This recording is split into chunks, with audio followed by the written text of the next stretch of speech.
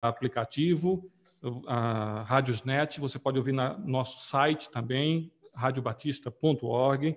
Então, enfim, várias formas que você tem de participar. Daqui a pouco a gente vai conversar com o pastor Joel Dickens. Então, enquanto as pessoas vão chegando, a gente vai dar um tempo para as pessoas irem chegando, e por isso esse é o momento que a gente vai organizando algumas coisas aqui, inclusive. Estou trabalhando nesse momento, compartilhando as informações com todos e compartilhando nas páginas que nós temos acesso. Então, você vai ter várias possibilidades de estar acompanhando esse novo programa. Antes de iniciarmos o programa propriamente dito, explicar aos ouvintes qual a nossa ideia, o que nós planejamos com isso. A ideia é um programa de entrevistas, né? Eu sou entrevistador, trabalho com isso já há algum tempo, e em rádio, e a gente quis fazer, aproveitando que muita gente está em casa nesses momentos, e muita gente tem procurado um crescimento espiritual. Nós temos esses mecanismos, e a rádio é um forte mecanismo para isso, para ajudar as pessoas a conhecerem mais a respeito da Bíblia. Então, nós estamos aqui para isso. Aí, tivemos a ideia de fazer este programa entrevistando pastores sobre temas específicos. Toda semana, segundas-feiras, às 8 da noite, nós vamos conversar com um pastor diferente sobre um tema diferente.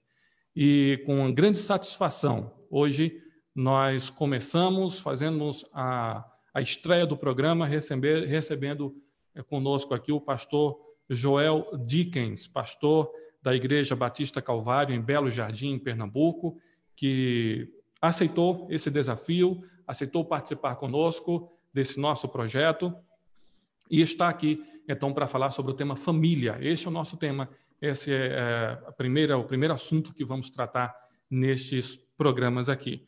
E antes de dar boa noite ao pastor Joel, eu queria convidar você para iniciarmos em oração, pedindo as proteções e a proteção e as bênçãos de Deus para este momento. Vamos orar. Senhor Deus, nosso amado Pai, em Tua presença chegamos, pedindo ao Senhor que nos oriente neste momento. Nós vamos falar da Tua palavra, então é uma grande responsabilidade. Tem pessoas que precisam aprender, precisam ouvir, precisam conhecer.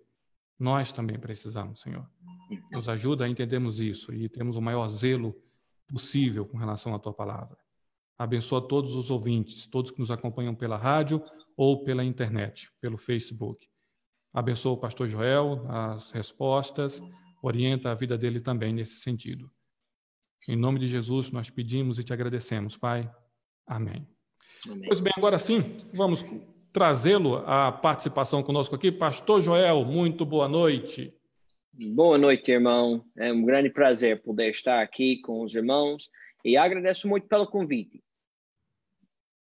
Pois bem, pastor, nós tivemos essa ideia e compartilhamos com alguns pastores. Eu agradeço demais a todos que aceitaram esse desafio. O senhor foi o primeiro, agradeço muito. Viu? Então, tivemos essa ideia e o nome do programa, A Razão da Esperança, escolhemos porque está escrito em 1 Pedro, capítulo 3, versículo 15, o seguinte: antes, santificai a Cristo como Senhor em vosso coração, e estais sempre preparados para responder com mansidão e temor a qualquer que vos pedir a razão da esperança que há em vós.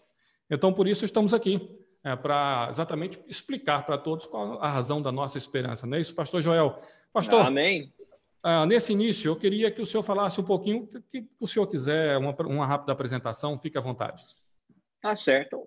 Eu, como o irmão já falou, estou atualmente trabalhando em Belo Jardim, missionário, na frente da Igreja Batista Calvário, aqui em Belo Jardim, Pernambuco, aqui no Nordeste. Estou aqui desde 2008, morando em Belo Jardim. Começamos a trabalhar em 2006 aqui, casado com a mais bela mulher do mundo, Cíntia, e nós temos 4 filhos, todos jovens, Morgan, Aiden, Daniela e Abigail.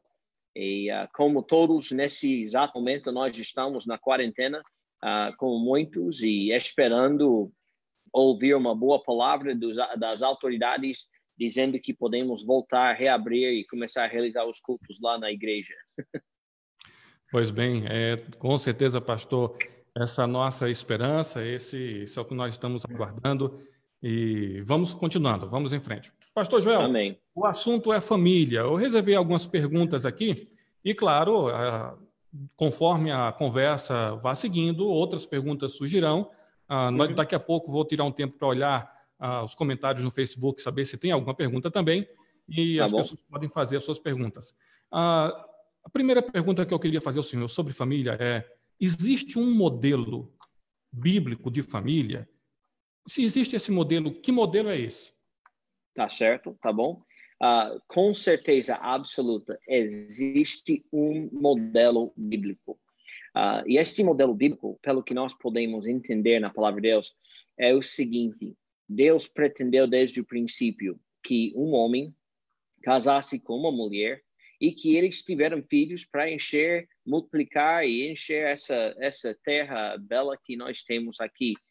Nós encontramos isto em Gênesis capítulo 1, versos 27 e 28, onde Deus criou o homem, diz que criamos o homem à nossa imagem, e ele falou que o homem era para frutificar e multiplicar, encher a terra, dominar a terra e ter aquela responsabilidade. E ao decorrer do tempo, várias coisas aconteceram, mas o que nós encontramos interessante, o que acontece em Marcos 10, em Mateus 19, onde os fariseus chegaram perguntando a Jesus, e Jesus, na sua resposta sobre esse modelo, voltou ao princípio. Ele disse, desde o princípio, Deus os fez macho e fêmea, e por isso o homem deixa mãe e pai, une-se com a sua mulher e sejam uma só carne. E o que Deus ajuntou não é para o homem separar.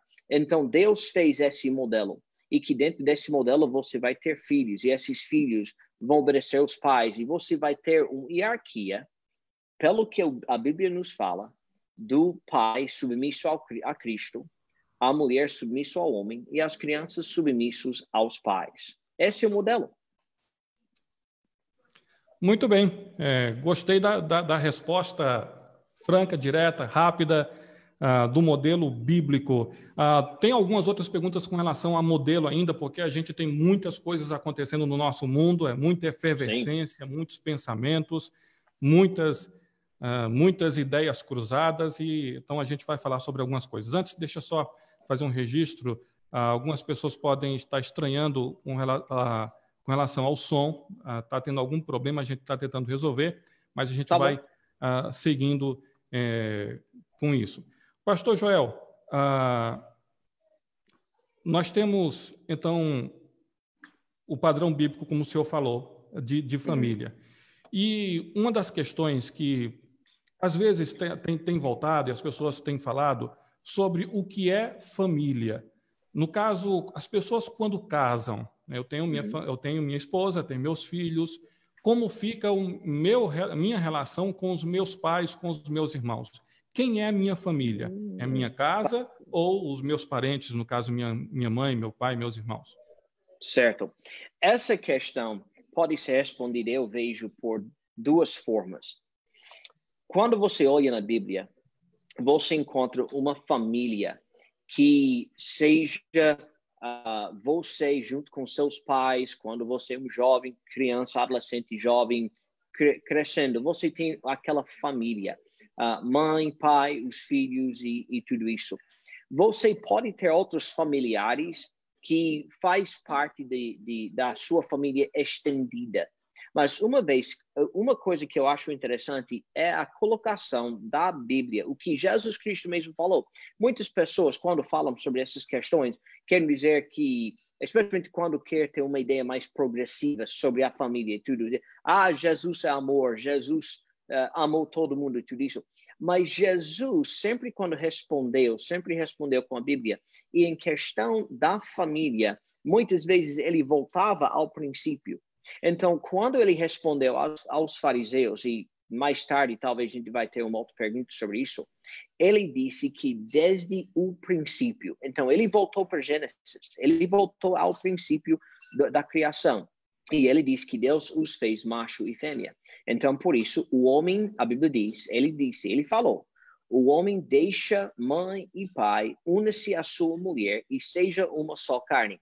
Então, no meu entendimento bíblico que você tem, quando um jovem, quando a pessoa se casa, aquela pessoa está deixando para trás aquela família anterior e está criando o que eu chamo uma nova unidade familiar. E agora, aquele casal, aquela família é independente. Não quer dizer que não ama, não quer dizer que não tem contato, não quer dizer que ainda contribui tudo isso para o bem dos pais e irmãos e tudo isso. Mas, biblicamente falando, agora é uma unidade independente, separada, diferente do que aquela família. E agora tem todas as bênçãos de Deus e precisa estar levando isso para frente, providenciando. Muito bem. Pastor, e ainda nesse assunto, algumas pessoas também têm falado, e eu tenho percebido também, com relação a isso, com os padrões que nós temos na Bíblia. Quando nós estamos estudando principalmente o Antigo Testamento, que nós vemos aquelas famílias constituídas ali, o pai e o filho mora junto com ele, com a nora, aí os outros filhos também moram juntos. Como explicar, então, essa ideia de família, deixar pai e mãe e esse modelo que se tem no Antigo Testamento? Certo. No Antigo Testamento, uma das coisas que você vê é um padrão familiar que seguia muito a cultura daquela época. Até hoje em dia, você pode ver que em muitos países da Oriente Média e até da Oriente também, você vê muitas vezes que as unidades familiares muitas vezes incluem aquela parte estendida, os pais, os irmãos e tudo isso. Às vezes por razões econômicas, porque financeiramente é melhor ter mais pessoas contribuindo para a família. Uma das coisas que a gente vê em relação a isto, Jesus Cristo até falou uma vez assim, quando alguém chegou perguntando a ele sobre os irmãos e tudo isso, ele disse, meus irmãos estão aqui comigo. Então, não é que é para exclusão daquelas pessoas, mas até você vê que o caso de Abraão, vamos falar do caso de Abraão em Gênesis, você pode ver que Abraão viajou, já estava casado, viajou junto com o pai, mesmo viajando com o pai, porque Deus tinha chamado ele a sair de Ur dos Caldeus, você encontra que o pai dele viajava com eles e parece que o pai estava mais ou menos orientando, mas chegou a certo ponto que o pai morreu e Abraão tomou a frente. Então, muitas vezes essas questões são questões culturais e não é questões necessariamente bíblicas, entendeu? Deus falou para a gente cuidar, ajudar os pais e tudo isto, mas em questão de autoridade da família, essa aqui é o que eu estou tratando, a independência da autoridade da família. Ok, pastor. Pastor, e ainda falando sobre esse assunto do que nós lemos, principalmente no Antigo Testamento, sempre, quando o assunto é família, sempre volta aquela questão, Deus autorizou, ou incentivou, ou permitiu, ou aceitou em alguma forma a bigamia? Uma boa pergunta. Eu acho que tem certas religiões que gostariam de responder sim, mas eu não posso dizer isto. Eu não posso dizer que Deus aprovou de jeito nenhum. Mais uma vez, estamos falando, por uma parte, uma questão cultural. Você pode ver que em muitos desses casos, que era uma coisa da cultura daquela época, pelo que nós podemos ver no Velho Testamento, bigamia não foi visto como coisa tão estranha, especialmente na cultura. E pelo que nós podemos ver, isso iniciou com Caim, porque a Bíblia mostra logo em Gênesis capítulo 4 que Caim já tomou 2 mulheres, então a bigamia já começou desde o princípio. Mas como qualquer outro pecado, Deus nunca, isso não entrou no plano de Deus. Deus não aceitou, mas Deus aceitar e Deus tolerar são coisas diferentes. Você pode ver no nosso mundo muitos pecados que Deus tolera. Tolera não quer dizer que ele aceita, só quer dizer que ele não trouxe a justiça imediata, entendeu? Nós podemos ver, como Paulo falou, que Deus tem deixado certas coisas porque nos deu livre-arbítrio, que ele não aceita, que na Bíblia ele é completamente contra. Então, mais uma vez, a gente volta do que Jesus falou em Mateus e em Marcos, que desde o princípio não era assim. O modelo era um homem, uma mulher, até a morte. Então, se este é o plano, Deus não aceitaria qualquer outro jeito. E o que a gente vê, mesmo que Deus não aceitou este pecado, ou que eu estou falando que Deus tolerou, entre aspas, eu não gosto de usar aquela palavra, mas é uma coisa que a gente entende. Você pode ver, quando Caim fez, já trouxe vergonha para sua família. Quando Abraão fez, só causou problemas na sua família. Quando Jacó fez, só causou problemas na sua família. Quando Davi fez, a mesma coisa, só criou problemas dentro da sua família. E Salomão, e qualquer outro homem que você quer falar, que tentou fazer isto, só cria problemas. E uma das razões, bota duas mulheres que estão lutando para a sua atenção e ver como isso funciona, entendeu? Mas Deus não aceita de jeito nenhum, porque é contra o plano principal dele. O plano principal era um homem e uma mulher até a morte. Então, se é contra o plano dele, a coisa não vai andar certo. Ok, pastor, eu quero só, antes da próxima pergunta, fazer dar um recado aqui aos ouvintes que estão conosco na Rádio Batista Calvário. Talvez eles estejam com algum problema de ouvir as minhas perguntas, mas pelo menos estão ouvindo as respostas do pastor Joel. Eu já fico satisfeito com isso.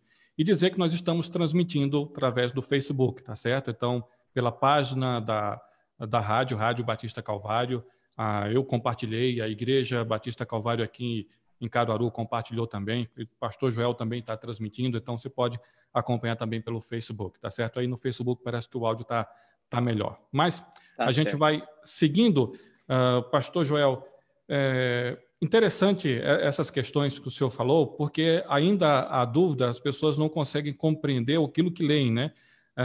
Sim. A Bíblia não tem só preceitos, né? Não só manda, mas tem algumas coisas que estão ali para ilustrar, não é isso?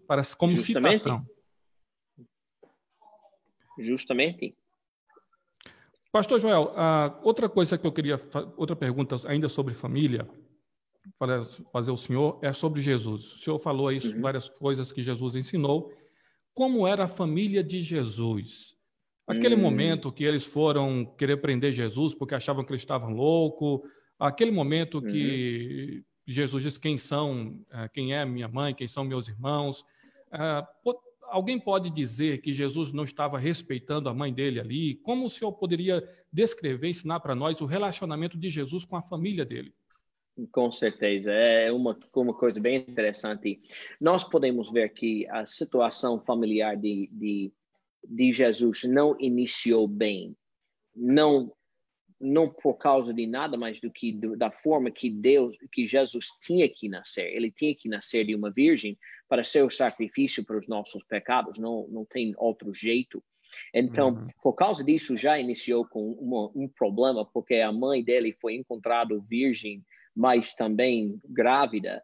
E lógico que a primeira pergunta, José é o pai, mas quando foi descoberto que José não era o pai, daí fica aquela dúvida que ele adulterou com alguém antes de casar.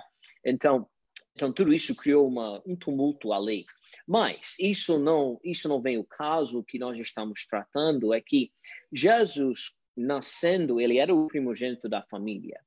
Tudo indica, pelo que nós podemos ver, que Maria e José tiveram outros filhos, porque em Mateus 12, em Mateus 3 e em Marcos 3 nós encontramos por várias vezes que foi perguntado se ele era, que seus irmãos e sua mãe estavam lá fora da casa, ou seja que for. Então, logicamente, ele tinha que ter outros irmãos. Então, Maria e José tiveram outros filhos, de todo jeito. Em Mateus 3:55, de fato, perguntou, não é este o filho do carpinteiro? Então, até as pessoas estavam ainda ligando Jesus com José, lá de Nazaré. E não se chama sua mãe Maria, seus irmãos Tiago, José, e Simão e Judas. Então o que estamos vendo? Que tiveram outros filhos, Maria e José. Mas daí vem a pergunta, Jesus desprezou a sua família? E eu digo que não. Jesus não desprezou a sua família. Ele colocou a família no seu devido lugar perante Deus. Como assim? A gente pode ver naquele casamento em Canaã, que Maria chegou a falar com Jesus, e Jesus respondeu ela quase de uma forma que a gente ia pensar que estava desprezando a mãe. Ele disse, o que é que eu tenho contigo, mulher?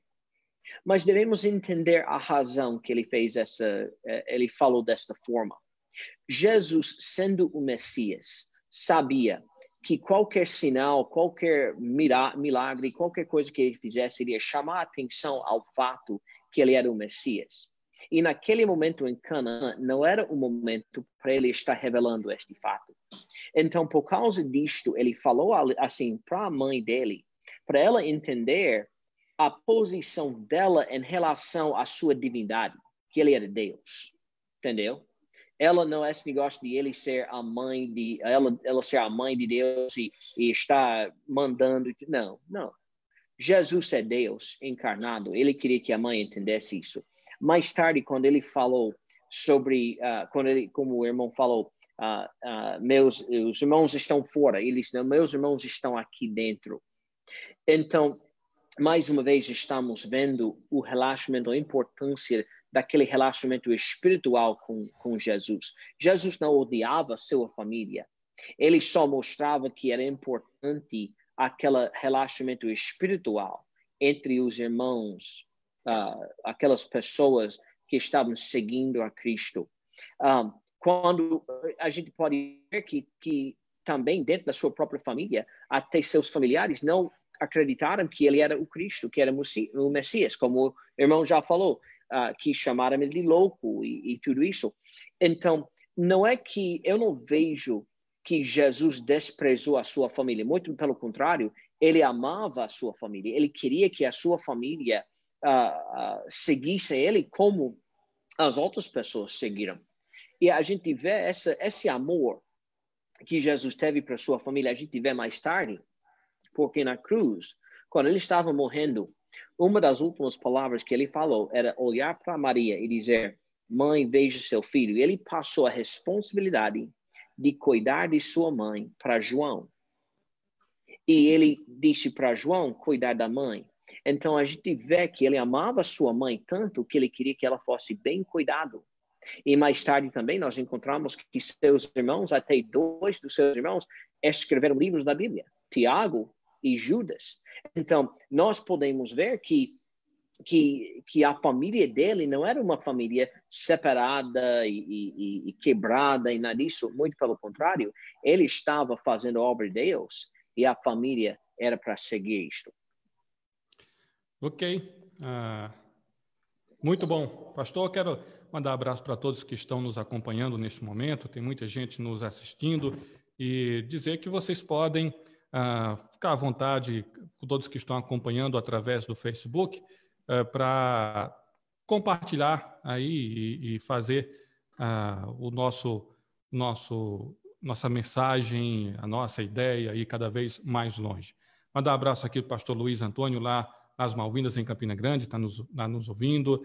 Também o pastor James e irmã Odes estão nos ouvindo também, estão nos assistindo. Muito obrigado, Deus abençoe eles lá em Petrolina. Deixa eu ver aqui, Rose Lopes diz, boa noite, Igreja Batista Bíblica Maranata, a todos da Maranata, Deus abençoe vocês, obrigado pela audiência, obrigado por nos acompanhar também. O pessoal lá em Soledade, na Paraíba, também estão nos ouvindo e nos assistindo também, pastor Joel. Muita gente nos acompanhando, acredito que muita gente também lá de Belo Jardim, não é isso?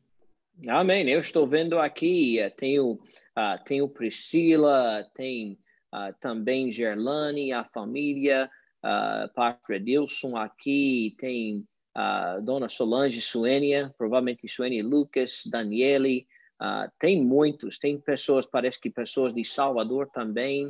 Muito boa noite a todos aí, até alguns americanos que estão assistindo, irmão. Então, tá vendo? Não sei se estão entendendo, né? Mas estão... Well, essa que fica com eles, né? Pois é. Bem, vamos seguindo. Pastor Joel, o senhor falou sobre o modelo bíblico de casamento, né? Na verdade, de família. E eu disse que a gente iria voltar nesse assunto, porque com relação ao casamento homoafetivo, tem duas perguntas com relação a isso. Primeiro, casamento no civil. Como o senhor classifica, como o senhor vê a importância e a validade de um casamento no civil, no casamento religioso, o que seria um casamento? E essas famílias que têm relacionamentos homoafetivos com dois pais ou com duas mães, podemos considerar família, mesmo o Estado considerando, devemos ter uma posição diferente? Certo. Em primeiro lugar, voltamos ao princípio, certo? Eu sempre vou voltar à Bíblia, porque todas as nossas questões têm que voltar à palavra de Deus. Então, se o modelo bíblico é isto, que Deus criou macho e fêmea, homem e mulher, e por isso o homem deixa mãe e pai, une-se à sua mulher, e seja uma só carne. Então, qualquer família que não segue este padrão não é uma família bíblica, certo? Essa é a resposta mais básica, mais simples. E isso volta àquela questão de quem vai ser a nossa autoridade. Nós vamos seguir o padrão bíblico, o que a Bíblia diz em relação a esta questão, ou nós vamos seguir o que o mundo e a cultura e tudo isso diz. E isso pode voltar até aquela questão de bigamia, porque bigamia era uma situação cultural, mas não era uma coisa bíblica. Então, quando qualquer homem estava seguindo aquele padrão cultural, que foi muito aceito naquela época, bigamia não era nada mais do que uma parte de comum, entendeu? Mas isto não seguia o padrão bíblico. Então, qualquer casamento que não segue aquele padrão bíblico, qualquer relacionamento que não segue aquela padrão bíblica, não pode ser considerado aceito por Deus, certo? Se eu quero chamar ou não chamar família, não importa. O que importa é o que a Bíblia diz em relação a isto. E a Bíblia diz que o padrão é um homem, uma mulher, até a morte. Ponto final. Ponto final. Agora, o irmão perguntou sobre casamento civil, o casamento religioso, e tudo isto. O que a gente vê na Bíblia, nós temos o que nós podíamos chamar um casamento civil por Deus. Ou seja, Deus, sendo a autoridade governante naquela época, ajuntou Adão e Eva e ele fez um casamento. Porque ele era o governo naquela época, não foi? Claro. Mas, ao decorrer do tempo, a gente pode ver em muitas culturas e em muitas sociedades diferentes, este casamento foi feito em modos diferentes. Ou seja, tem certos que é só religioso, que é reconhecido. Tem outros que o casamento civil é visto como um casamento. Mas quando eu digo casamento civil, eu não estou falando de duas pessoas ajuntando e aquele, o que é que chama hoje de união estável, não é? Interessante, até o governo faz uma coisa, aqui no Brasil pelo menos, que é bem interessante. Quando casar, cada indivíduo traz o seu certidão de nascimento, não é? E daí você entregue para você um certidão de casamento. Então é como se fosse o próprio governo está seguindo o padrão bíblico de um homem, uma mulher e uma só carne, não é? Bem interessante. Agora, então Deus aprovou aquela situação enquanto o governo está seguindo o padrão bíblico. Enquanto o governo segue o padrão bíblico, nós podemos aceitar como a Bíblia diz. Então, mais uma vez, a gente volta ao que nós encontramos na Bíblia. O que Deus ensinou em Gênesis, Jesus Cristo reafirmou em Mateus e em Marcos, não é? E qualquer outro seja que for. Se não segue aquele padrão bíblico, para Deus, não aceito. Pastor Joel, outra coisa, estamos falando dessas mudanças, daquilo que é novidade, daquilo que é comum na sociedade hoje em dia. E, claro, uma coisa que se torna cada vez mais comum é o divórcio. Divórcio que ainda é uma coisa que as igrejas ainda não aceitam tão bem. E eu queria saber do senhor o que a Bíblia fala sobre divórcio e como a igreja deve se portar diante do divórcio, que hoje é uma realidade tão mais presente do que era um tempo atrás. Mais uma vez, eu volto ao que a Bíblia diz. Agora, a questão de divórcio é uma questão que até muitas igrejas de pastores, mesmo em nosso meio, ainda tem certas discussões, dificuldades. Então, eu não sou o dono da verdade, entendeu? Mas o que eu entendo, o que eu vejo na Bíblia, Jesus deu ou reafirmou o plano que Deus falou do princípio. Voltando para Mateus 19 e Mateus 19 e Marcos 10 são passagens perfeitas que tratam divórcio, certo? Então, se alguém tiver alguma pergunta, dúvida sobre isso, eu encorajo você a pegar a sua Bíblia, ler Marcos 10, 2 a 12 e Mateus 19, 3 a 9. Onde Jesus fala do plano de Deus. Os fariseus chegaram com aquela pergunta aí e queria saber, o homem pode divorciar, basicamente, sua mulher por qualquer razão? E eles estavam querendo atrapalhar Jesus, querendo que ele falasse alguma coisa que depois podíamos levar e dizer, tá vendo, ele é contra o que a lei diz, ele está falando uma blasfêmia ou está corrupto, seja o que for. Jesus respondeu muito sábio, ele falou e disse, como eu já falei, desde o princípio, Deus os fez macho e fêmea e une-se os dois, sejam uma só carne, e o que Deus ajuntou, nenhum homem separa. Daí ele fala sobre divórcio e ele deu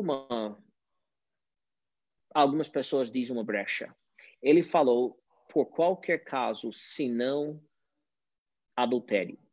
Agora, tem alguns que interpretam isso dizer que está falando como Maria e José, que estavam desposados, mas não foram casados ainda. Já era para se casar, então, naquela cultura, passou um tempo de 1 ano, onde foi examinado para ver se a pessoa era pura e tudo isso. Mas eu não posso dizer, eu não quero dizer, não vou dizer que Deus aprova divórcio ou que Deus gosta do divórcio. Infelizmente, é uma realidade em nossos dias. Em 1 Coríntios 7, 1:17, Paulo trata um pouco desse assunto. E ele mostra que o que Deus deseja é o que nós chamamos de reconciliação. Então, o que é que eu faço quando eu estou aconselhando casais? Em primeiro lugar, a gente faz de tudo para encorajar e mostrar que Deus não aprova o divórcio. Deus não gosta, não aprova.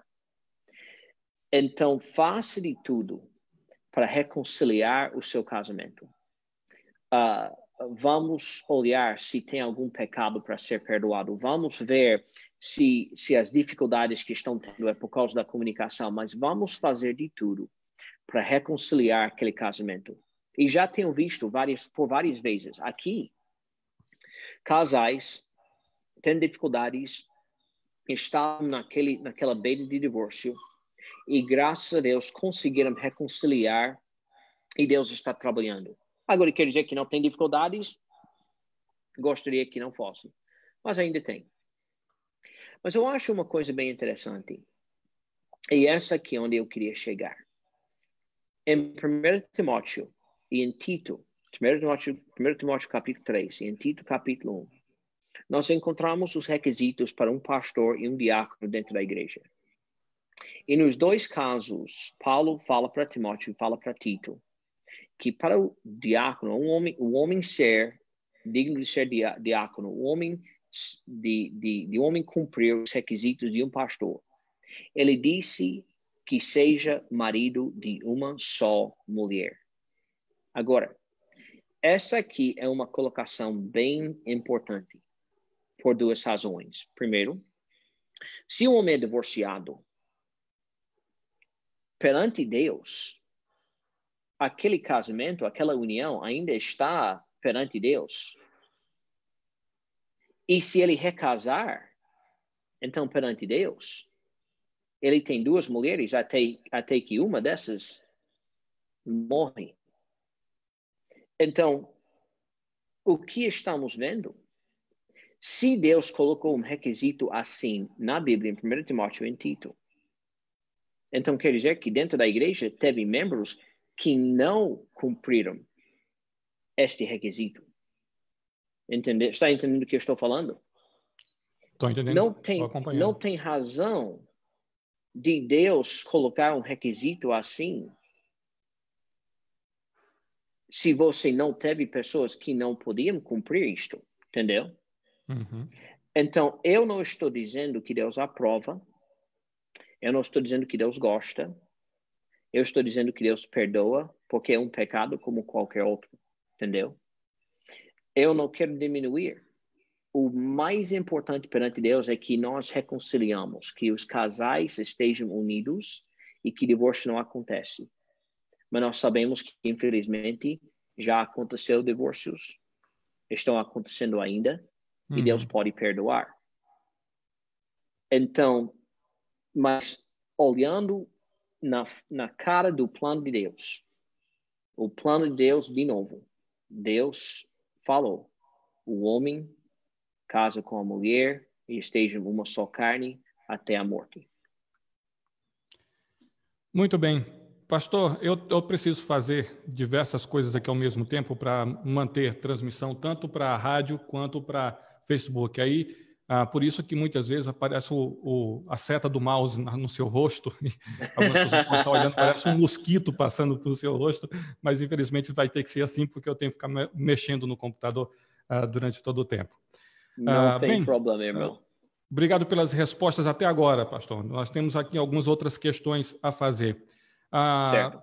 Tem um assunto que ainda existe e ainda persiste em alguns grupos, principalmente em algumas igrejas, que é a interpretação do que está escrito lá em Atos, capítulo 16, quando aqueles irmãos dizem, tu e a tua casa. Então,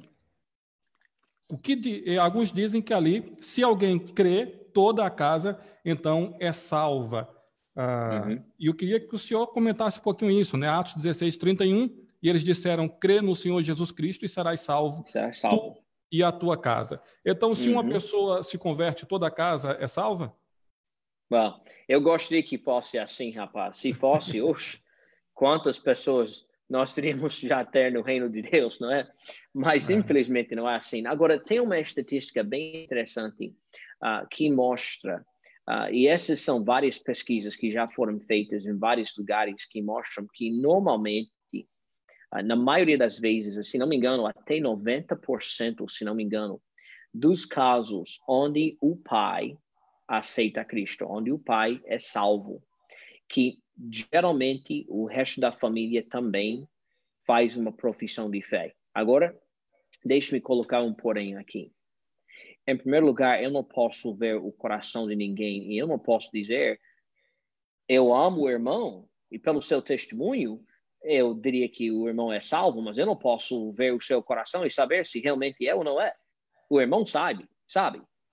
Então, isso mostra que salvação é uma decisão individual. Então, quando Paulo falou para o carcereiro ali, em Atos 16, crê no Senhor Jesus Cristo e serás salvo, tu e a tua casa. Ele não estava dizendo que toda a casa seria salvo se o carcereiro era salvo. Mas da mesma forma, crê no Senhor Jesus Cristo e serás salvo. Da mesma forma que você, carcereiro, será salvo, sua família também será salvo. Crê no Senhor Jesus Cristo. Então, ele não estava dizendo que, por causa do fato que o carcereiro era salvo, que toda a casa seria salvo automaticamente, mas que se cada pessoa da casa tomasse a mesma decisão de arrepender do seu pecado e colocar sua fé em Jesus Cristo, seria salvo também. Nós encontramos isso com Cornélio, mais cedo em Atos. Nós encontramos isso com Lídia também. Então, o que a gente vê, quando o pregador, quando o homem falava isto, estava mostrando que a mesma pessoa que salva você, Jesus Cristo, salva sua família também. Mas cada um tem que tomar sua decisão individualmente. Eu gostaria que todos os meus filhos fossem salvos, porque eu sou pastor, que eu sou salvo. Mas eles tiveram que tomar a mesma decisão que eu tomei.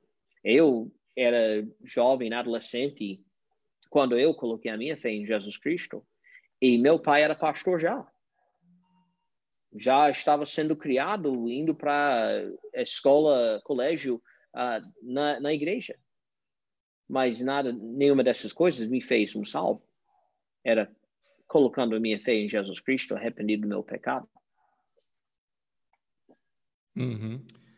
Olha, mandar um abraço aqui para o pessoal que está nos acompanhando. Meire Mendes, ou Mary Mendes, está dando boa noite aqui. O Wilson, nosso irmão Wilson, está lá em Diadema, nos ouvindo também, nos acompanhando, nos assistindo. Obrigado, irmão Wilson. Também tem pessoal de Nova Holanda, pelo que eu estou vendo. É? Então um abraço para todo mundo de Nova Holanda também. E conosco. Pilão Arcado também. Pilão Arcado também. Então, a todos os nossos irmãos da Bahia, Deus abençoe vocês. Também conosco aqui o irmão Jailson. O irmão Jailson também está conosco, está gostando dos temas abordados. Obrigado, irmão. Deus abençoe. O irmão tem feito um grande trabalho para o Senhor também e a gente agradece. Bem, o senhor tocou no assunto que eu queria falar, pastor Joel. O senhor falou no fato do senhor ser pastor. Se essa interpretação de que o apóstolo estava falando de que alguém aceitando a Cristo, toda a família se converte também, ou toda a família salva, e o senhor achava, se isso fosse assim, seria mais cômodo. Eu queria que o senhor falasse um pouquinho sobre a família do ministro, a família do pastor, a família do missionário. Como é, pastor, para um missionário, para um pastor, cuidar da sua família e, ao mesmo tempo, cuidar da igreja, cuidar da obra? Eu lembro que o apóstolo Paulo disse que era melhor fosse solteiro, porque o solteiro dava mais tempo para o Senhor e o casado tinha a obrigação de dividir com a família. Eu queria que o senhor comentasse um pouco sobre isso. É a verdade. Qualquer homem na obra, qualquer homem no ministério, ele sempre vai ter aquele equilíbrio que ele vai ter que achar, entendeu? Tem pessoas que gostariam de dizer que a família deve tomar o princípio em cima da obra ou da igreja, ou que a igreja deve tomar o princípio em cima da família. Mas o que eu vejo na Bíblia, quando isso acontecer, a coisa está fora de equilíbrio, entendeu? E qualquer coisa que está fora de equilíbrio não vai andar bem. A gente pode ver que temos exemplos na Bíblia como Samuel. Samuel trabalhava na obra, mas infelizmente a gente vê que seus filhos eram um caso péssimo. Eu não posso dizer por quê, porque a Bíblia não diz. Nós podemos ver que Eli teve o mesmo problema. E parece que ele foi mais culpado ainda, porque a Bíblia até falou que ele nunca corrigiu seus filhos em relação a isto. Mas o que eu quero falar com isto é o seguinte: Deus nunca priorizou família acima da igreja ou a igreja acima da família. Em realidade, o que eu vejo é que a família deve ser dentro da igreja e a igreja deve ser dentro da família. As duas coisas devem andar casados, vamos supor assim, vamos falar assim, entendeu? Então, por isso é importante que o homem de Deus, ele importa em ensinar seus filhos de amar Deus em primeiro lugar. Porque se seus filhos amam a Deus, e se ele está mostrando um relacionamento vivo com Deus, ele está mostrando e ensinando seus filhos a viver para Deus, até pode ser que eles vão querer fazer parte do ministério. Não porque alguém está esforçando, mas porque eles querem, eles gostam, eles estão com interesse nisto. Uma das coisas que eu sempre tento fazer aqui em casa, é mostrar para meus filhos que o ministério, a obra de Deus, é uma coisa que eu amo. Não é um cargo pesado, não é uma coisa que sim, eles podem ver dificuldades, eles podem ver irritações, eles podem ver que às vezes eu carrego um peso, absolutamente. Mas eu quero que eles compartilhem as bênçãos, as coisas que Deus está fazendo na obra, para que eles interessem em servir a Deus e fazer parte da obra que Deus está fazendo. É um equilíbrio difícil para o homem de Deus fazer. Mas uma coisa interessante nos requisitos para o pastor, que Paulo falou, é que ele deve governar bem na sua casa. E governar não é apenas você estar em cima de todo mundo como um ditador mandando brasa.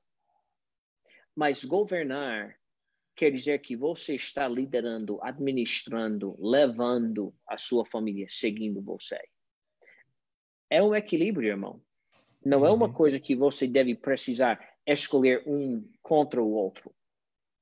Deve ser uma coisa bem casada, a sua família e a igreja ou a obra. Tá certo. Continuar aqui mandando abraço para o pessoal que está nos acompanhando. O Paulo Conobani, ele está nos ouvindo lá de São José dos Campos, em São Paulo. Muito obrigado, Uau, Paulo. tá Deus bom. abençoe você, a sua família. Está gostando, viu? Amém. Que bom mesmo. Na continuação, o pastor Joel, eu queria que o senhor falasse um pouquinho sobre criação de filhos. Eu tenho aqui algumas perguntas nesse assunto e eu queria que o senhor tenha uma experiência, né, de criar filhos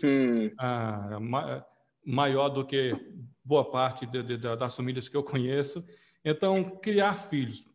Primeira pergunta é aquela clássica: bater ou não, onde é certo, onde é errado, até que ponto é errado, há erro nisso, há erro em não bater. O que é que o senhor diz sobre o castigo físico nos filhos?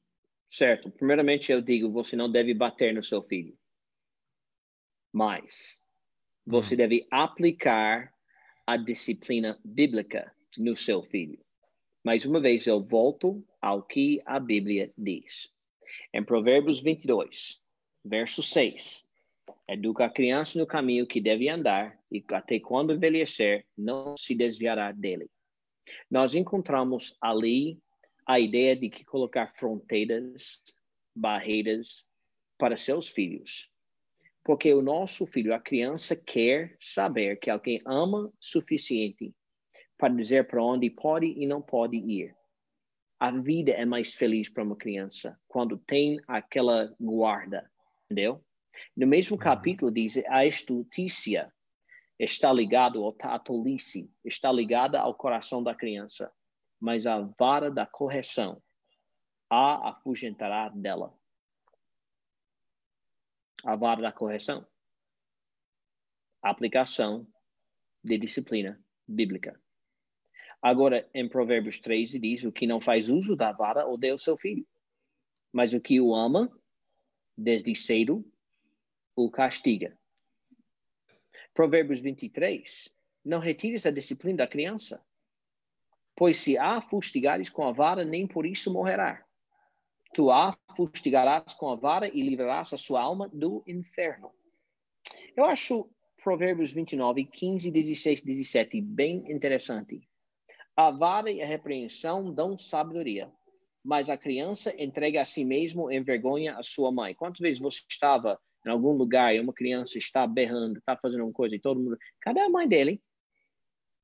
Quando os ímpios se multiplicam, multiplicam-se as transgressões, mas os justos verão a sua queda. Castiga o teu filho e te dará descanso e dará delícias à tua alma. Até em Hebreus, Deus fala que ele ama seus filhos tanto que ele disciplina seus filhos. Agora, eu quero explicar alguma coisa. Nossa, o tempo está correndo, mas eu vou tentar ser breve, Fique à vontade, mas específico. O problema que nós temos com abuso é porque muitos pais não sabem como disciplinar seus filhos. Muitos pais dão admonição, tantas vezes fica me irritando, e quando finalmente disciplina o filho, desconta a raiva ou a irritação ou a frustração no filho. Então bate e abusa. Isto é contra a Bíblia. Se você está disciplinando seu filho e você está com raiva, você já pecou contra Deus. Porque está não mostrando a seu filho o amor que Deus mostra para você. Agora, se você aplica a disciplina, a vara, como a Bíblia fala, em amor, com calma, e sem irritação e frustração, tem várias coisas que você vai ensinar seu filho. Em primeiro lugar, existem regras. Segundo lugar, que existem consequências quando nós desobedecemos às regras que Deus fez. Terceiro, existe perdão e arrependimento quando nós erramos e que Deus ainda nos ama. Tudo isso é ensinado. Não é para você usar a sua mão. A Bíblia diz a vara. Eu não estou dizendo que você deve pegar uma vassoura. Segue as instruções bíblicas em amor, com cuidado, sem irritar. Porque a Bíblia até fala, não irrita seu filho.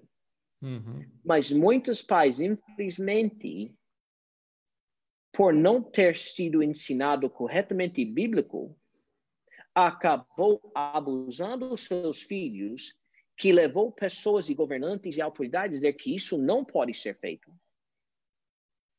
E você tem uma geração de pessoas crescendo que não conhece o que é disciplina, não tem respeito para as autoridades, e você vê isso no aumento de criminalidade, você veja isso como você está vendo em países onde está tendo até hoje, nos Estados Unidos, coisas que estão acontecendo hoje. A gente tem que seguir o plano e padrão bíblico nisto. Uma das coisas que eu e Cintia sempre temos tentado fazer, graças a Deus nossos filhos estão a uma idade e tudo isso que até a disciplina assim nem é necessário mais. Mas sempre tentamos, se por acaso qualquer coisa que estavam fazendo nos levou a irritar, nos afastar, você vai para o seu quarto e nós iremos não fazer nada em disciplina até que nossa atitude estava correta, nossas emoções estavam no lugar certo, para não abusar o filho. Pastor, nosso tempo está se adiantando, mas eu não queria encerrar antes de tocar em alguns assuntos aqui que eu tinha separado. E tem muitas outras coisas que eu queria falar também, mas a gente vai ficar para outra oportunidade. Quem sabe a gente não volta a falar sobre esse assunto. Mas eu queria que o senhor comentasse um pouquinho sobre casamento misto, crente e descrente. Eu percebi que, com o tempo, parece que as igrejas afrouxaram mais essa questão, não vejo mais esse assunto sendo abordado. Parece que se tornou tão comum, tão normal, que isso não virou mais uma prioridade de casamento de cristão com cristão. Como é que o senhor vê isso? Certo. Mais uma vez, tem que voltar à Bíblia. Em cada uma dessas questões, nós podemos voltar à Bíblia. E eu quero deixar claro, porque existe uma confusão também sobre esse negócio de casamento misto. Quando nós estamos falando desse assunto, não está falando entre raças ou entre pessoas de cor de pele diferente, entendeu? Isso. Existe para Deus apenas uma raça, a raça humana, certo? Então, quando Deus falou nessa situação, não era por causa de cor de pele, coisa assim, não.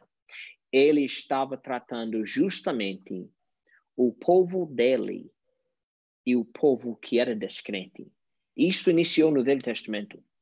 Em Êxodo, ele falou com o povo de Israel para não casar com pessoas fora da nação. Não tinha a ver com raça, não tinha a ver com qualquer coisa assim. Tudo tinha a ver com a idolatria dos povos de outros países e outras culturas. E ele falou isso em Êxodo capítulo 34, 14 a 16. Ele não queria que a pureza espiritual do seu povo fosse misturada com a idolatria dos outros povos da terra de Canaã, onde os judeus iriam entrar. Em Deuteronômio, a mesma coisa. Em Esdras, capítulo 9, nós encontramos que uniões entre o povo de Deus e os povos das terras ao redor deles, que eram idólatras, não deu certo. Causou problemas. Em Malaquias, a mesma coisa.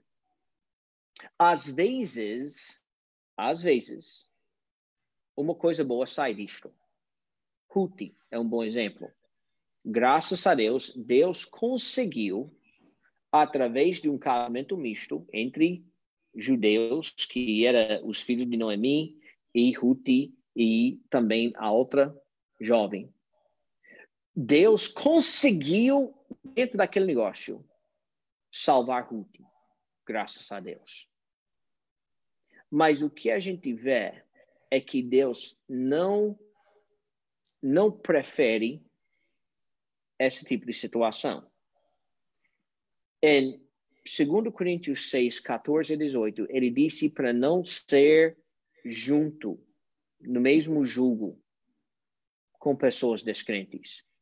Nós temos um verso bem interessante em 1 Coríntios 7, 39, onde Paulo está tratando o casamento. E ele trata o caso de viúvas. A pessoa, a mulher, o marido falece, ela agora pode recasar se quiser, porque perante Deus, aquele primeiro casamento já não existe mais, certo? E ele falou em 1 Coríntios 7, 39, a mulher casada está ligada pela lei todo o tempo que o seu marido vive, mas se falecer, o seu marido fica livre para casar com quem quiser. E ele coloca uma frase no fim do verso, contanto que seja no Senhor. Então, isso quer dizer que a preferência de Deus é que os dois, tanto o homem quanto a mulher, sejam salvos em Jesus Cristo. É muito difícil para uma pessoa salva e uma pessoa descrente ser casados. Não é impossível. E uma vez que acontece, você já está dentro e agora você vai em frente. Mas Deus prefere, e para evitar afastamento da pessoa salva, é melhor não casar com um descrente. Ponto final. Como pastores, nós precisamos ensinar o que o plano de Deus é. O plano de Deus é que dois jovens salvos se casam.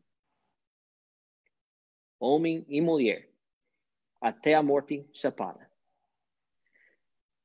Infelizmente, nós não temos ensinado essa prioridade. Mas, pelo outro lado, eu tenho falado isso para muitas pessoas. Se você vai escolher esse casamento, entende bem.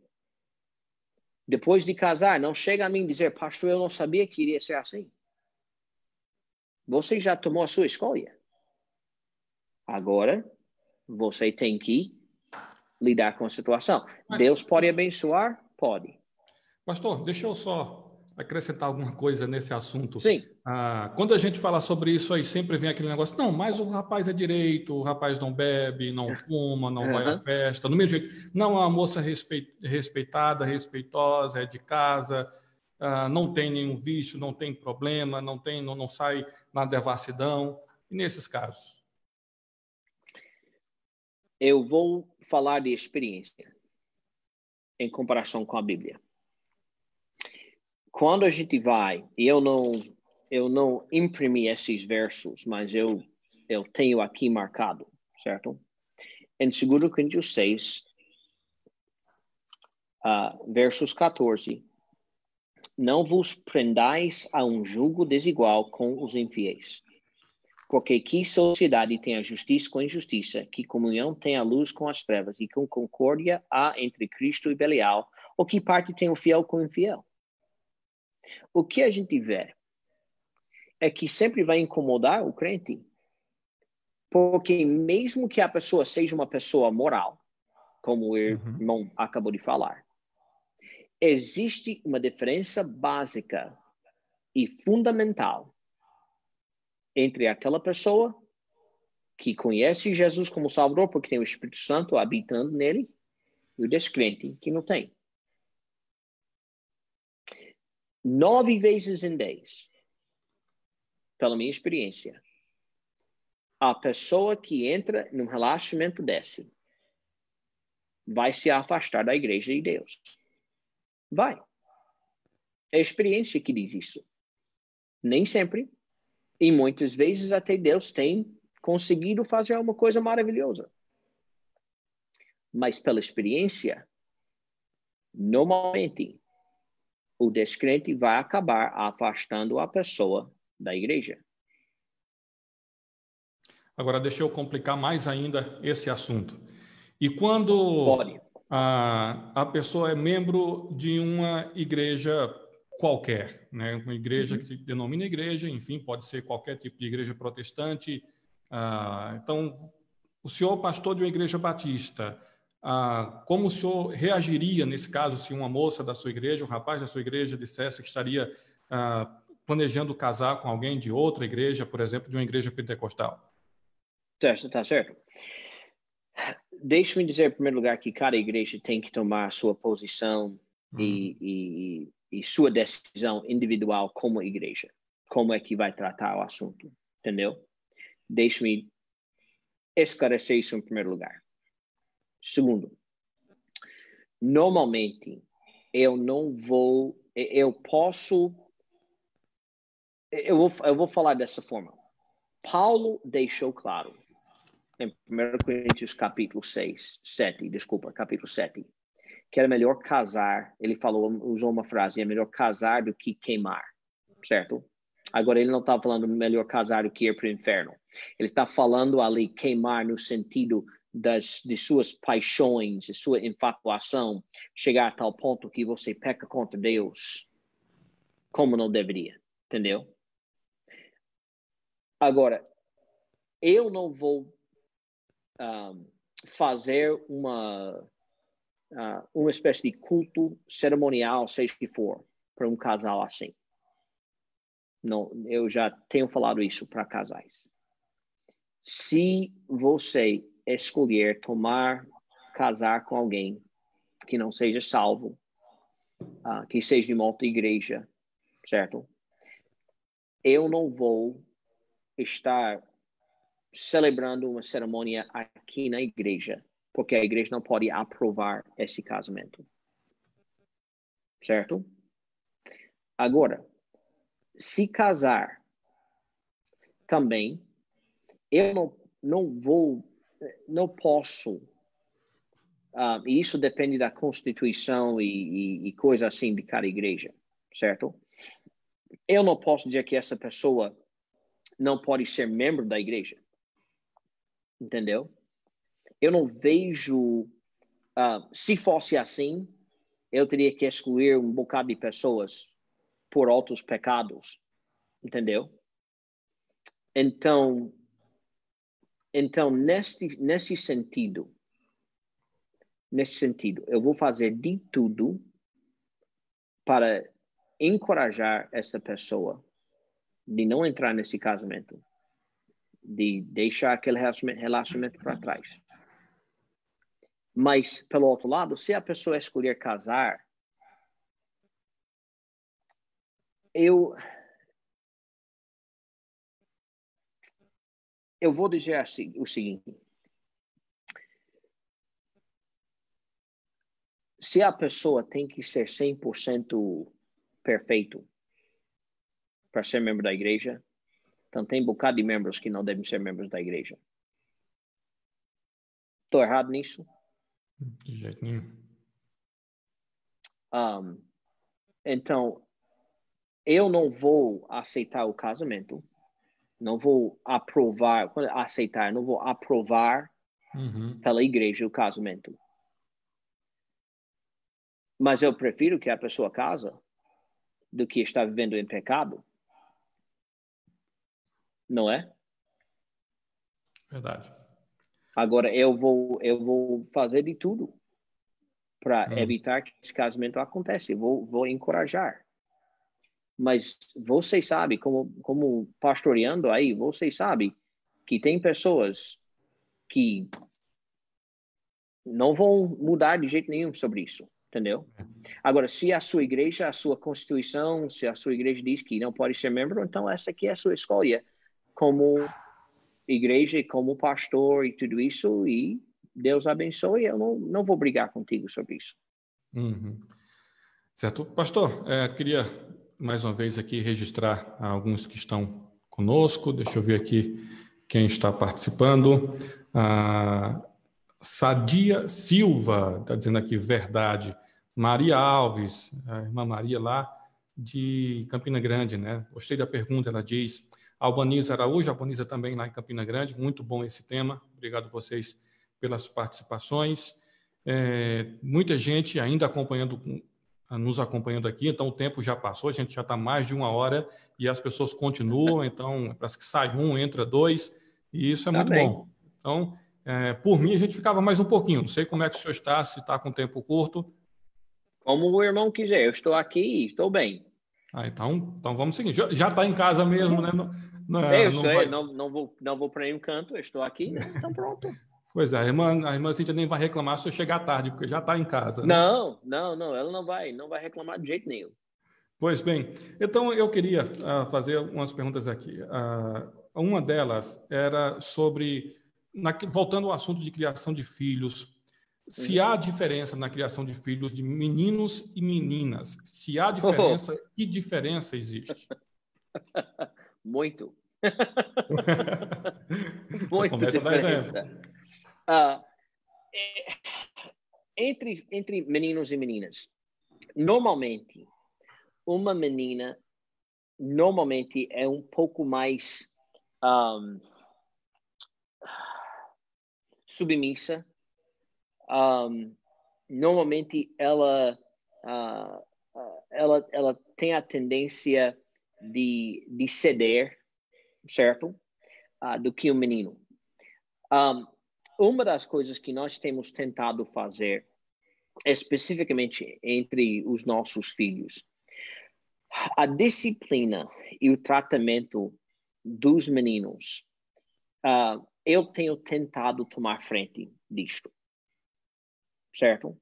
Agora, lógico que a mãe vai ter um pouco mais influência, porque normalmente ela vai passar mais tempo com os filhos. Mas, em questões de criação, é bom que o homem tome a frente, especialmente quando está tratando com o menino. Com a menina, vai ter certas coisas que, como pai, como homem, eu não vou entender de jeito nenhum. Como eu não entendo a minha esposa, às vezes. Então, se eu não entendo minha esposa, às vezes, como é que eu vou entender as minhas meninas, às vezes? Então, nessas questões, nós temos tentado dividir e conquistar, certo? Então, quando tem certas questões, Cíntia toma a frente, ela resolve, especialmente quando estamos tratando das nossas filhas. Em questões dos meninos, muitas vezes eu tento tomar frente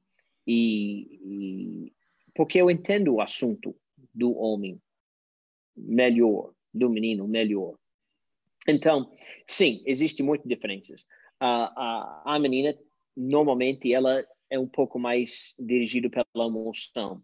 Muitas vezes o menino é um pouco mais obstinado.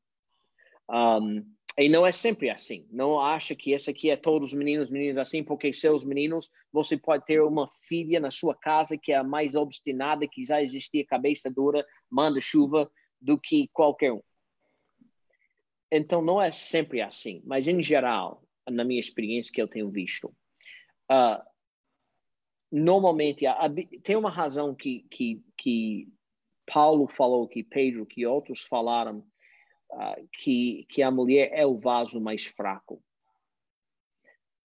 Se isso é verdade sobre as nossas esposas, não seria a mesma coisa por nossas filhas? Normalmente, o homem toma uma posição mais protetor para suas filhas do que dos seus meninos. Tem uma tendência, às vezes, e até dentro de casa, as meninas acham isso meio chato, injusto que os meninos têm mais liberdade e as meninas não têm. Você tem que tratar seus filhos como indivíduos. você pode usar princípios bíblicos para governar todos, mas entender que cada criança, cada filho é um indivíduo. E você tem que trabalhar para entender cada um como pessoa, para que você pode criar biblicamente como deve. Da mesma forma que Deus trata conosco. Uhum. Obrigado, pastor, por seus comentários a respeito disso. Eu preferi fazer essa pergunta, porque, para quem não conhece o pastor Joel tem 2 filhos e 2 filhas, né? Então, tem a experiência dos 2 casos e a sua experiência, o seu comentário, com certeza, ajuda bastante nós que somos pais nesses assuntos. Pastor Joel, a outra coisa que eu queria que a gente comentasse, na verdade, que o senhor comentasse, eu faço só as perguntas aqui.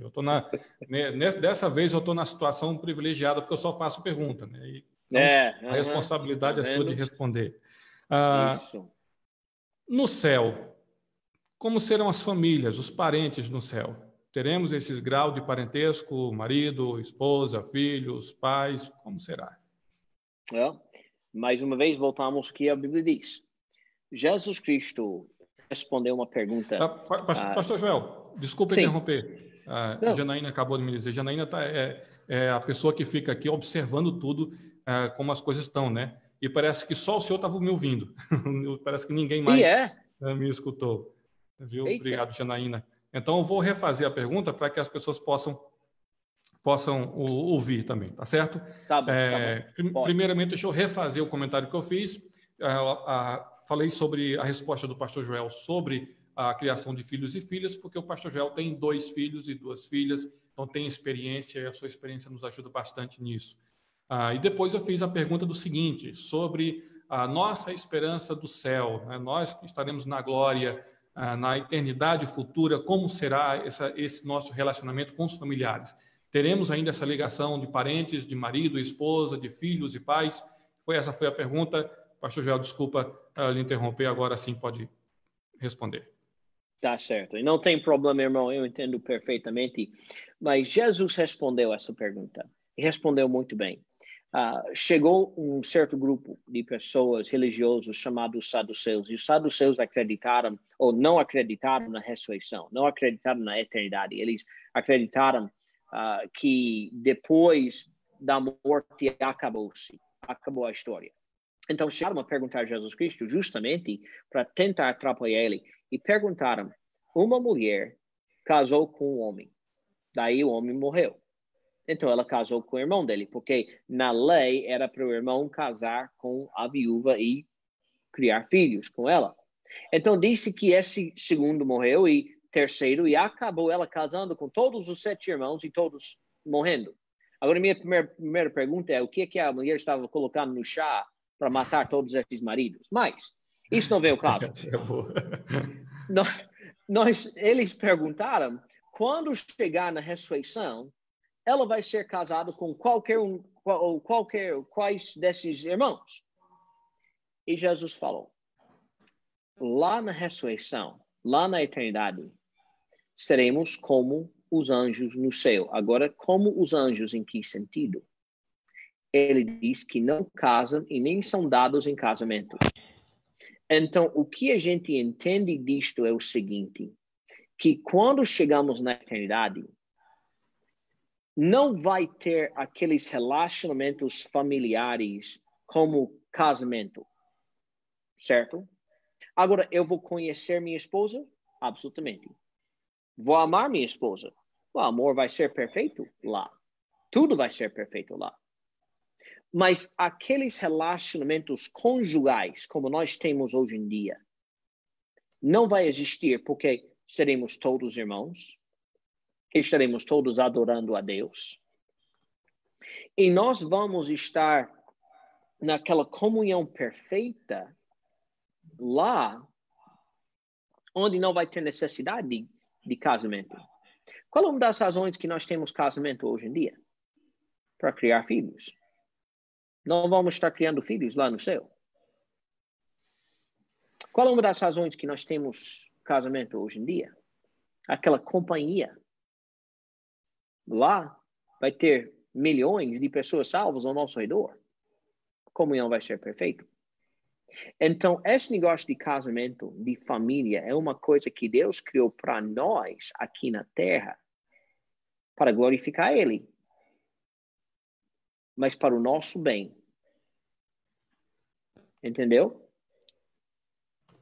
Entendi sim, pastor.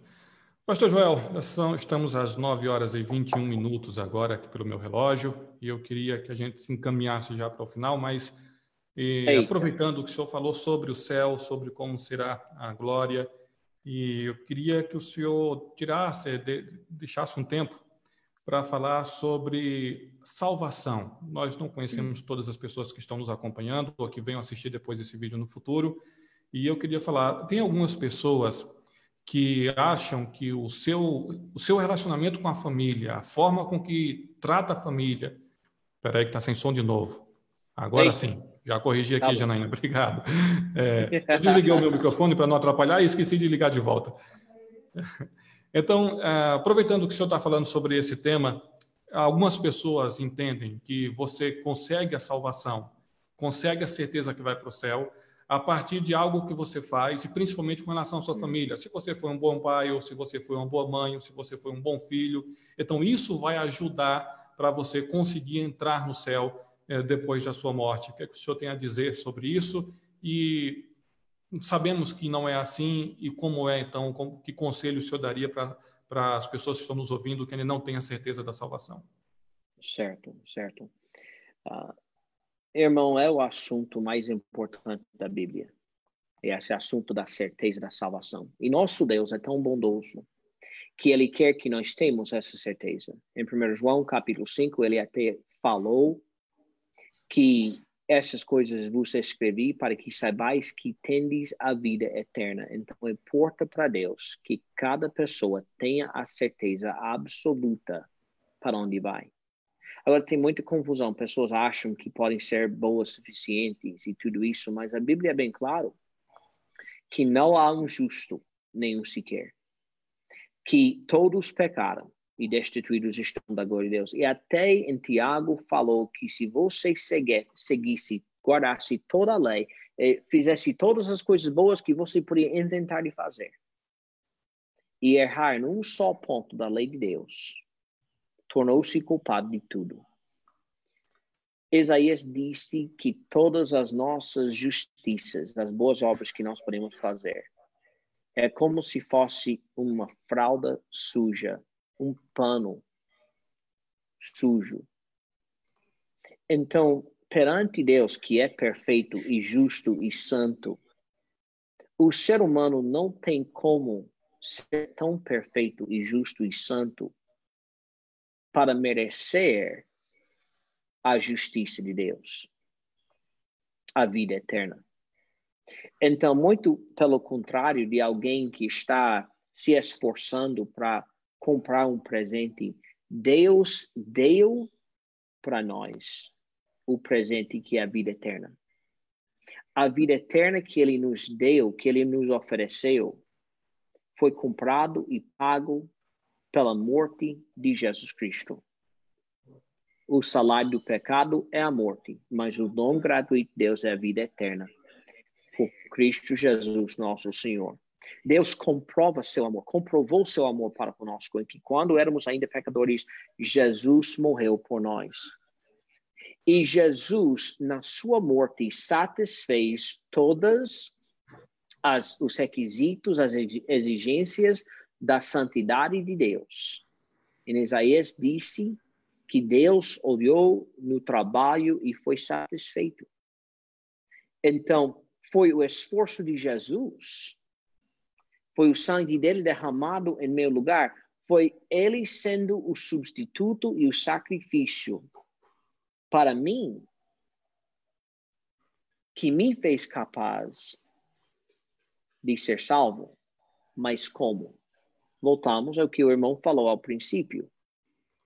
Quando Pedro falou com Cornélio, quando Paulo falou com o carcereiro, ele disse: crê no Senhor Jesus Cristo e serás salvo.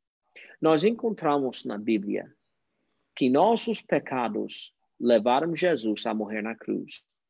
Então, nós ofendemos, eu ofendi o justo, santo e perfeito Deus com meus pecados.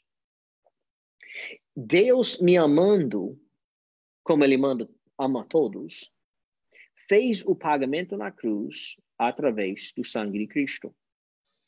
Jesus foi sepultado, demonstrando que realmente Ele morreu. Mas ressuscitou ao terceiro dia. Então, o que é necessário fazer? Crer.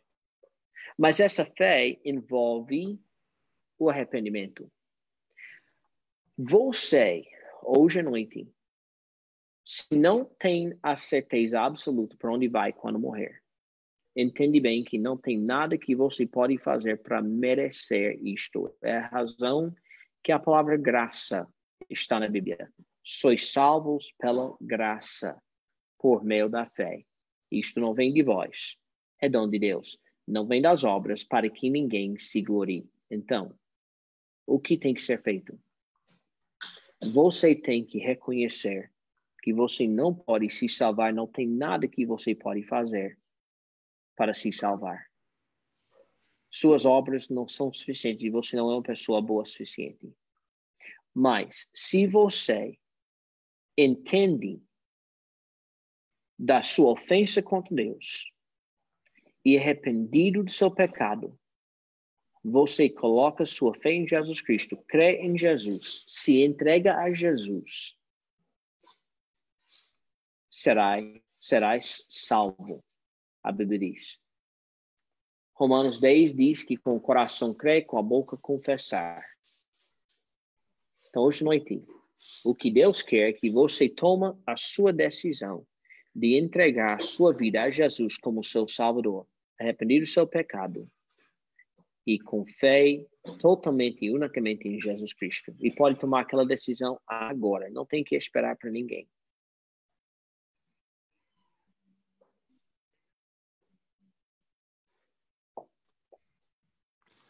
Ok, pastor, quero agradecer, pastor Joel, as suas respostas, os seus comentários.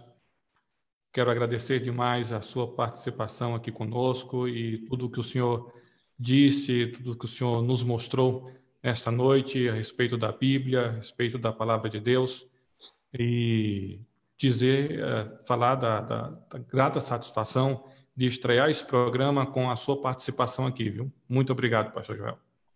Muito obrigado, irmão. Agradeço muito pelo convite. Foi um grande prazer para mim. Eu não sou ninguém, não sou nada de estar aqui.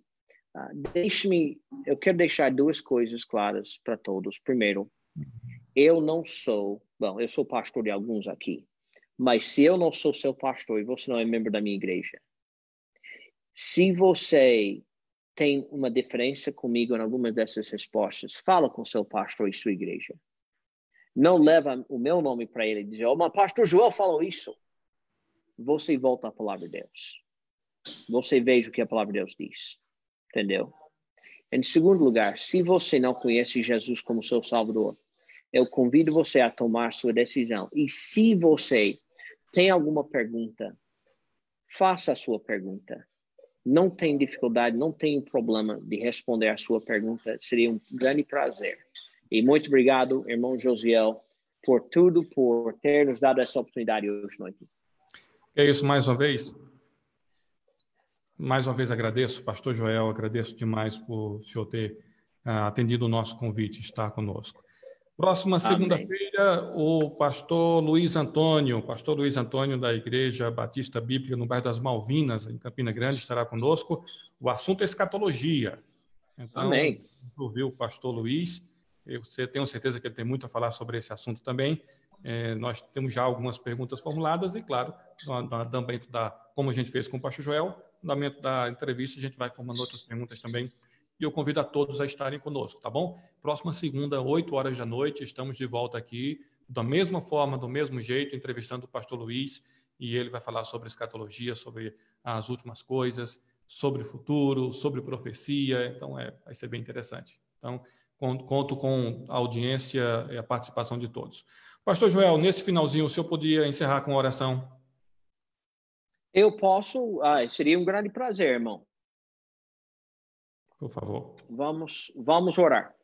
Nosso Pai, hoje à noite chegamos perante o Senhor agradecendo pelas bênçãos que tem nos dado, Pai. Hoje à noite te exaltamos, te adoramos, Pai, te louvamos. Nós não somos merecedores de nada, nós não somos nada que tem para chegar até o Senhor para oferecer nada.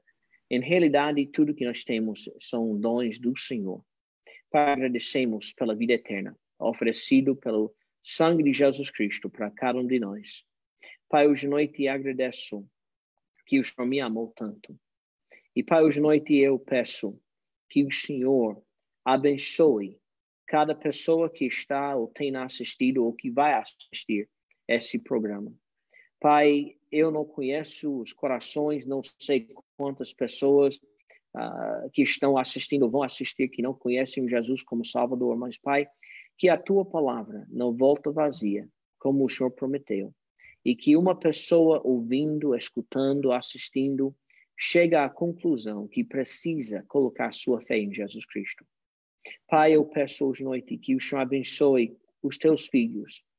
Nós que conhecemos o Senhor como Salvador, que o Senhor pode nos ajudar a entender bem a Tua palavra, de não baixar a bandeira, Pai, em relação a esses assuntos, que nós andamos cuidando das nossas famílias, Pai, que tomamos atitudes bíblicas em relação a esses assuntos e que nós, Pai, exaltamos e glorificamos o Senhor e muito mais ainda que seguimos a Tua vontade. Pai, por favor, hoje à noite abençoe o irmão Josiel, a Igreja Batista Calvário em Caruaru, cada membro, cada pessoa que é congregada lá, que o Senhor possa utilizar esses programas no rádio para o bem de todos e para a glória do Senhor. Pai, que o Senhor abençoe a minha família, a família do irmão Josiel, a nossa igreja aqui em Belo Jardim. Pai, por favor, nos protege nesses dias. Estamos enfrentando grandes dificuldades, pessoas que estão contraindo esse Covid-19. Pai, pedimos que o Senhor cuide de cada um. Faça a Tua perfeita vontade em nossas vidas, Pai. Pois, em nome de Jesus, nós oramos. Amém. Amém. Obrigado, pastor Joel. Muito obrigado mais uma vez. Deus abençoe o senhor, a Igreja Batista Calvário lá em Belo Jardim, todos os membros. Deixa eu mandar mais abraço aqui para Sônia Souza. Está muito bom. Deus abençoe. Também o irmão Gilmar Mendes, o irmão Célio, também conosco. A todos agradecemos mais uma vez a sua audiência, a sua participação conosco aqui neste momento, tá bom? E desejo que poder contar com todos de volta na próxima segunda-feira. Um grande abraço para todo mundo, Deus abençoe e tenha uma excelente noite debaixo da proteção do nosso Deus. Até a próxima, se Deus quiser. Lembrando, o pastor Joel ainda está por aí? Tá, sim, o pastor Joel está aqui, está dando tchau. Pastor Joel, tchau. Por favor, se alguém está ouvindo, nos acompanhando lá de Belo Jardim, mas não é membro ainda da sua igreja, não é congregado, quais são os horários de culto, quais são os trabalhos que estão fazendo através da internet? Tá certo. No momento é tudo feito pela internet. nossos cultos, normalmente, antes de todo esse Covid-19, nossos cultos eram domingo de manhã às 8h30 com a escola bíblica, domingo de noite às 7h com o culto de adoração, culto evangelístico, como você quer chamar, e quinta-feira às 7h30 da noite, 19h30. Com estudo bíblico e oração. Cíntia faz um culto feminino nos sábados de 15 dias. Normalmente tentamos fazer um culto masculino na quarta ou na sexta-feira, mas esses dias tem tudo sido pela internet. Se você gosta de saber mais, pode assistir os cultos pelo Facebook. Cada culto está passando pelo Facebook nos domingos e aos sábados e quinta-feira. Se você tem alguma pergunta sobre a igreja, pode entrar em contato comigo pelo Facebook, manda uma mensagem pelo Messenger. Eu espero que não vai estar demorando muito e nós vamos estar reabrindo a igreja para realizar cultos lá. Provavelmente só iria ser domingo de noite ao princípio, dependendo do que a gente ouve dos governadores. Mas a nossa igreja, o prédio no momento fica no ponto de lotação para Caruaru, bem ao lado da funerária Plasvide, tem uma loja de placas de carro no outro lado, mas por enquanto é só pela internet. Tá bom. Aqui em Caruaru também estamos fazendo do mesmo jeito também os cultos pela internet. Temos os cultos ao vivo, 7 da noite no domingo, 9 da manhã escola dominical. Na quarta-feira, às 7h30 é o nosso culto de oração. Então, pastor Joel, muito obrigado, viu? Um abraço para o senhor, Deus Obrigado, abençoe. irmão. Até a próxima.